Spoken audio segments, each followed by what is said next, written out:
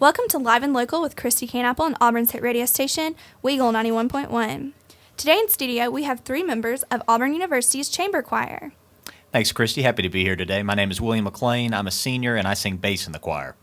I'm Kelly Saltis. I'm a junior, and I sing soprano.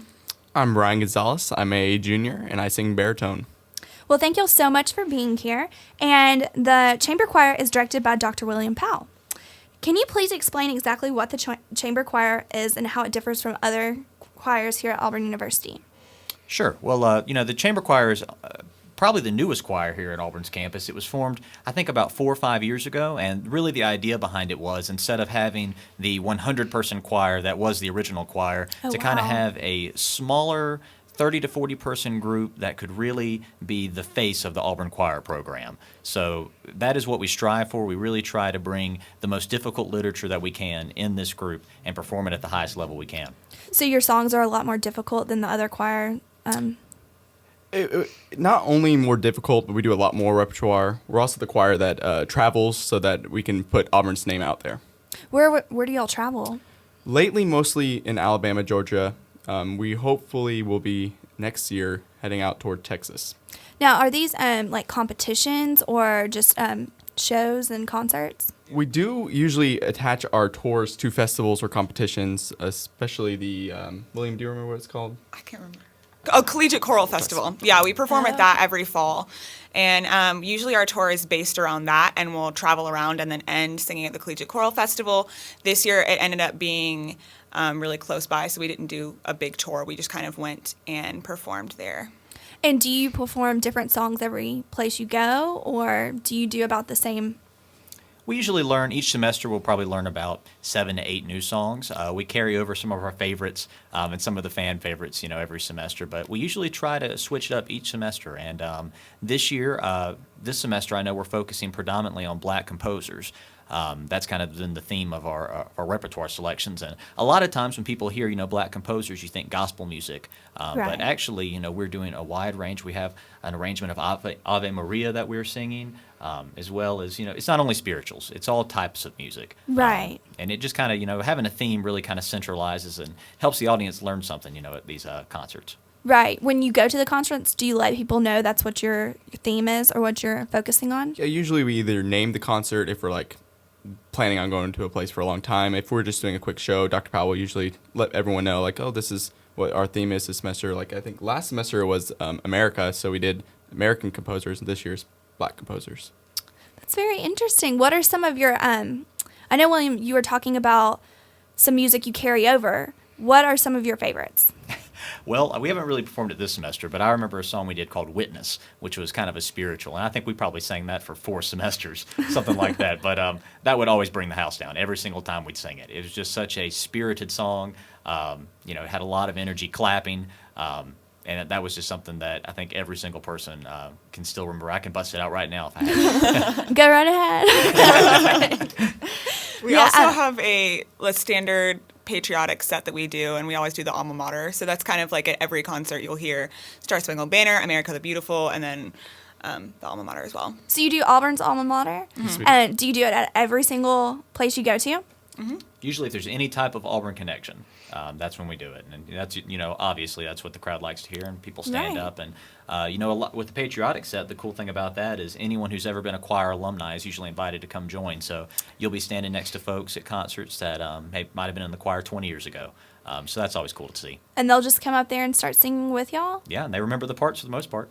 Most part, that's right. Yeah. That's really interesting to get the alumni involved. Do they ever come and sing anything else or just the alma mater? It's the alma mater and the America the Beautiful. America the Beautiful is like Auburn's usually set of something when you're alumni. Okay, when I come back, gotta remember this song. Yeah. One of the coolest thing with alumni, I think, that you bring it up, is that we have alumni a lot of times that have gone off to graduate school and are now teaching in high schools or maybe on the collegiate level with music. So a lot of times they'll come down to visit in Auburn, and Dr. Powell completely gives them the floor, lets them teach us what they've learned. He's really good about, sharing with us different perspectives and really kind of advancing their, development as a choir teacher. So Exactly. So they just come into class and start teaching, kind of, sort of? Yep. No, yeah, we had a moment like that. We had an alumni last Friday come, actually. And we went outside because we had a little problems in Goodwin. We had a little impromptu, outdoor concert. But yeah, he was sharing us with some stuff, and it's good to get different perspectives. Right. You always hear from Dr. Powell, and even though he might be telling you the right things to change, sometimes it just takes hearing from another person to really. Exactly. And to tell you the truth, that's a really unique thing about Auburn is because a lot of places the directors have such a big head about themselves that you're only going to do what they want to do. But Dr. Powell, just a humble person, he wants us to get the best experience we can. So we'll get so many different ideas in there, and that's what makes us a special group. So he's very open-minded. Very, very much. Is this something that he implemented by having alumni come back and, give you a different perspective on how you sing? Well, I don't think he necessarily invites them, but I think it's telling of what type of a teacher Dr. Powell is, because these folks make time to come back.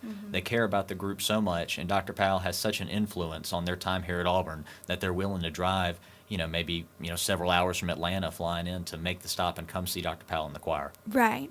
Ryan, has Dr. Powell influenced you in any way? Oh, yes. I actually am a director of another group on campus, A.K.T, and he's just been an absolute mentor for me. And I'm not even in music professionally or plan on it. I plan on going to business, and he's helped me just build up a lot of leadership abilities that I knew were there, but he just helped me, develop it and make it work out. And that's why that group's doing well, is because of his mentorship of me. And you said that's the A.K.T? A.K.T, which is the male a cappella group on campus.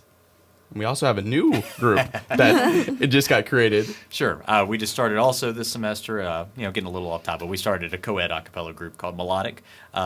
Definitely not as serious yet as A.K.T, having a lot of fun with it. But, again, that is something that without Dr. Powell and the structure we have in chamber choir, a lot of your bigger schools, your big music schools will have, maybe 5 student ensembles, and they'll have these big groups that are given scholarship to come sing.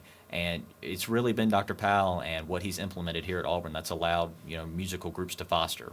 So you would definitely say that the choral program has definitely been changed by Dr. Powell. I think it's been changed. Dr. Smith was here before Dr. Powell, and he was here for probably 30, 40 years. The choir room's named after him, and he had a great choral tradition here at Auburn to lay the groundwork. But Dr. Powell is internationally renowned, as well as his wife, Persephone Powell, and they've really been trying to take the program to the next level. Oh, I would say they're Auburn hidden gems. I really think if more people knew about them, we'd get a lot more people coming. Well, we're hoping with this show that a lot more people will open their eyes and see how great y'all are. Absolutely. So we're going to go hear one of your songs right now, and we'll be right back.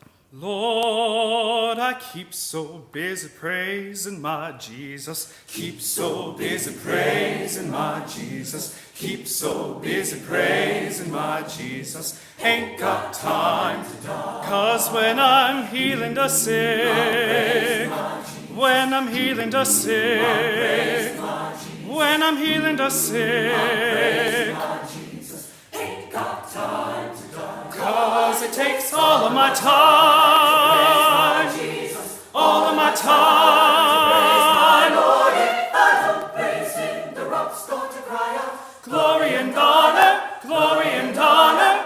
Ain't got time to die. Lord, I keep so busy working for the kingdom. Keep so busy working for the kingdom. Keep so busy working for the kingdom. Ain't got time to die. 'Cause when I'm feeding the poor, when I'm feeding the poor, when I'm feeding the poor, ain't got time to die. 'Cause it takes all of my time.